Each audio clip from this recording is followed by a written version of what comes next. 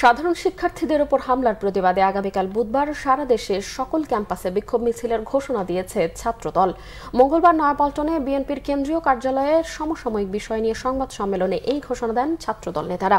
বলেন, সাংগঠনিকভাবে না হলেও কোটা সংস্কার আন্দোলনকারীদের সাথে আজ থেকে মাঠে থাকবে ছাত্রদল। কোটা আন্দোলন যৌক্তিক সমাধানের দাবি জানিয়ে ছাত্রদল নেতারা অভিযোগ করেন, এতদিন পর্যন্ত শান্তিপূর্ণ আন্দোলন হলেও ছাত্রলীগ মাঠে নামায় সহিংস রূপ নিয়েছে। ঢাকা বিশ্ববিদ্যালয় প্রশাসনের সহায়তায় সাধারণ শিক্ষার্থীদের উপর হামলা চালিয়েছে ছাত্রলীগ।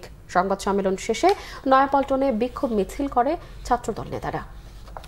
বাংলাদেশ জাতীয়তাবাদী ছাত্রদল আন্দোলনরত সাধারণ শিক্ষার্থীদের সাথে সংহতি প্রকাশ করে আজ থেকে কোটা প্রথা বাতিলের এই দাবিতে সব সময় মাঠে থেকে লড়াই করার প্রতিশ্রুতি দিচ্ছে।